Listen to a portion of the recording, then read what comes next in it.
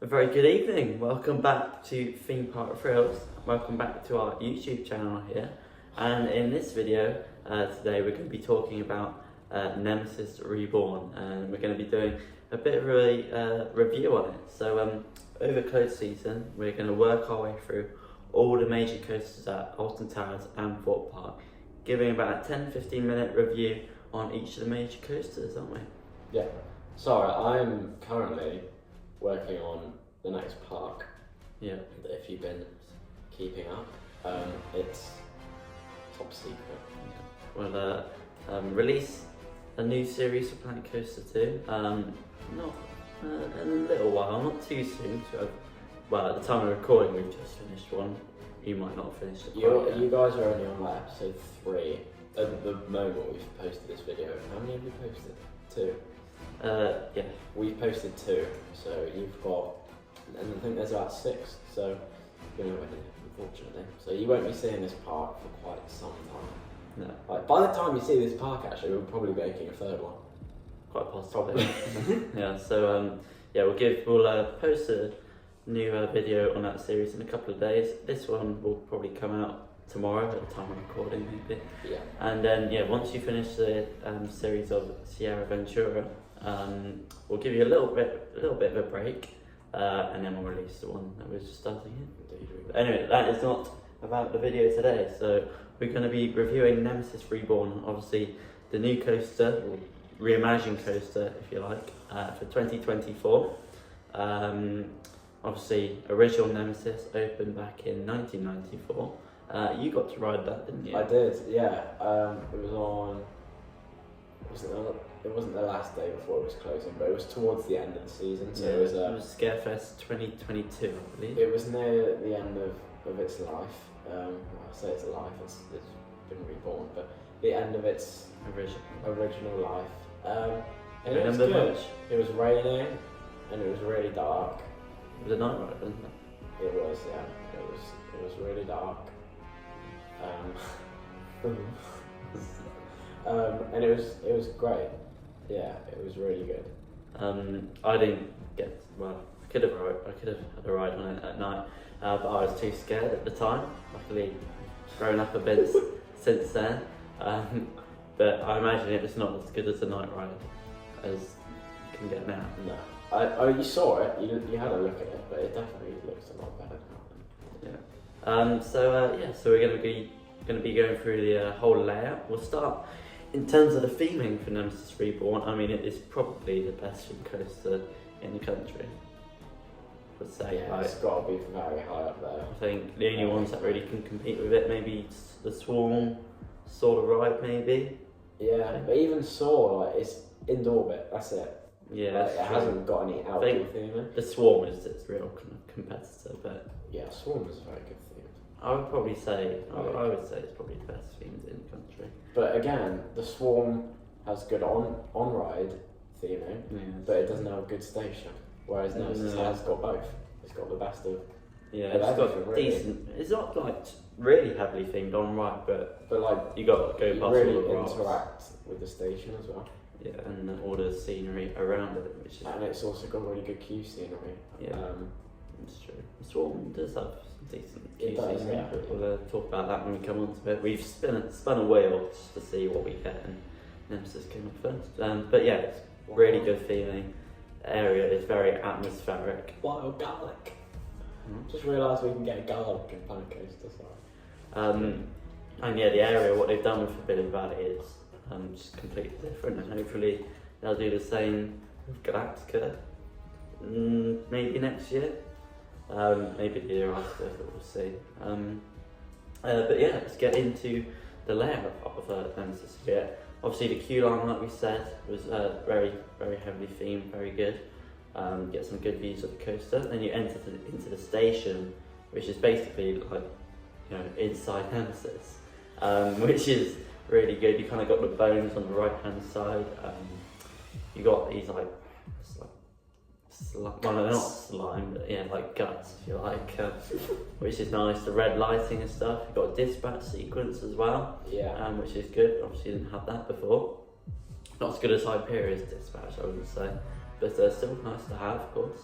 So yeah, the station looks really good.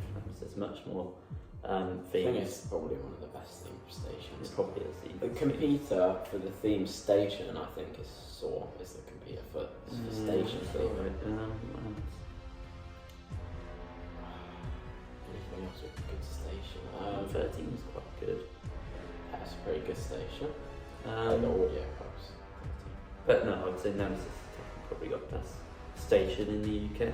But yeah, you get on the ride, you'll see it's B&M inverted coaster. You have the over-the-shoulder restraints, which you pull down, and then off you go. So you make a slight right turn out of the station as you get dispatched, and then you make up the 42-foot tall lift hill. I've got the facts just to my right here, if you see me looking.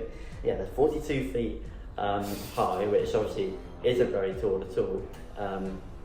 But from the top of the lift up to the bottom of the downward helix is 104 feet. So How did you know that off the top of your head? so yeah, it's actually quite, that's a big drop. Like compared to Nemesis Inferno, that would be a bigger drop than Nemesis Inferno. So it builds up the speed very gradually. And so yeah, get to the top of the lift and you make this slight kind of turn to the left as you go down. Nothing too much, is it? Just very kind of calm. What, the turn The first- before the drop? Yeah, and it picks up speed very quickly after that, I must say. It's not too intense.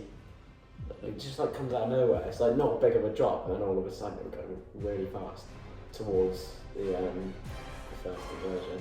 Yeah, so yeah, you make your way down to the left, you do it. It's a very slight drop, which, I don't know, it's not like a proper drop, but you seem to get quite a lot of momentum from it for some reason, don't know really. And then yeah, you make your way into the first inversion of the ride, which is of course the corkscrew, which actually is my favourite inversion on the ride. I don't know about what's your favourite. I quite like the 0G rollover station. Yeah, that is good as well. That's a nice one. I like it. The first corkscrew, you get good width, especially at the back. Yeah, you do that. That's where the intensity really starts. And then it gets even more intense after that. You've got the downward helix. That's outrageous. I'm surprised. I've never grayed out that bit. No. I'm not sure. All of a sudden though, like if we go back to the start bit, the just before the first drop has like that bit where it goes down and it comes straight back up. At the back row, that is quite a hefty jolt. Oh, it's like a little pre-drop. You Yeah. get on most it B&M. goes down and rides. it comes out of it, and then you go into it. But that's, at the back, that is really, really jolty. But it's only one bit, so it doesn't I matter. Really. recommend just putting your head forward on that bit though, if you're on the back. And then Towards the back. yeah, so that helix is the most intense part of the ride. They actually added a new support on it when they were doing it into Nemesis Reborn. So obviously that's where the most stress is on the track, and yeah, you can certainly feel it. It feels like it goes on for quite a while. You go obviously right past the fence, which is great to stand if you're not riding. I think that's my favourite. Yeah, nearly forgot I that. forgot what we were talking about. So yeah, you make your way around downward helix, which is, like I said, very, very intense. Then you go up into the 0G roll and it added the smoke over that, which is really good. That's a really good inversion. Probably my second favourite after the corkscrew. Yeah, so you go right over the station, you get really close. If you pay attention, you might be able to see the eye. To be honest, I haven't really noticed it yet. No. But yeah, if you're on the front row, the smoke definitely hits you right in the face, which is quite a good effect as well. A night ride as well that we had on it, at the 0G roll at night. Oh, it was just crazy. I didn't know where I was for a good few seconds. Yeah, so you do the 0G roll, which is another really good inversion right over the top of the station. And then you go down, and this is where you obviously turn around by the helicopter that they added for this year. It's a stall turn, this is called. Right past the queue, so you get some good interaction with the queue. You can get a good video whilst you're in the queue as well. Yeah. And then yeah, go around a stall It's turn. quite a relaxing. Yeah, it's not too intense that bit. Then it gets intense again. You drop right down, right into the pit, which they've added the waterfalls back on. Forgot to mention that, which is good to see. Hopefully they get the other ones working, because there was one on the first drop just before the corkscrew, and also on the downward helix. So hopefully they get those working maybe next season. That'd be good to see. But yeah, good to see that they got that one working again. We did smell of it to start with. I read something that definitely was from the waterfall.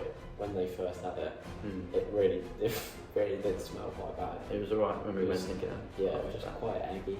And that was on the first day together, so they brought that back, which was good to see. So yeah, you drop right down into the pit, then you do obviously a vertical loop on Nemesis, which again is very intense. You take it with some good speed, not too slow, not too fast as well. I would say it doesn't feel quite as intense as Nemesis Inferno actually, does it? No, Nemesis Inferno is really intense all the way through, I think. Yeah. Like, except for the stall turn on the Nemesis one, it's really, really intense. Like the final few. Yeah. Helix, but anyway. Yeah. So yeah, you do the loop, which is intense. So not as intense as Nemesis Inferno's loop, I would say. Yeah. But it's intense for sure. And then yeah, you make your way through another tunnel as well, which is nice, and really feel like your feet are going to crack against the rock. And then you kind of come up into this sort of overbank kind of thing. That's where it does slow down a little bit there. To be honest, you probably need a little break. To be honest, that's something Nemesis Inferno doesn't really have, which is actually quite nice on Nemesis because it's so intense. And yeah, you can see the eye off to your left, which is good if you have a look at it. So you slow down a bit and you come back down through another tunnel as well. I think 3 or 4 tunnels I think on Nemesis.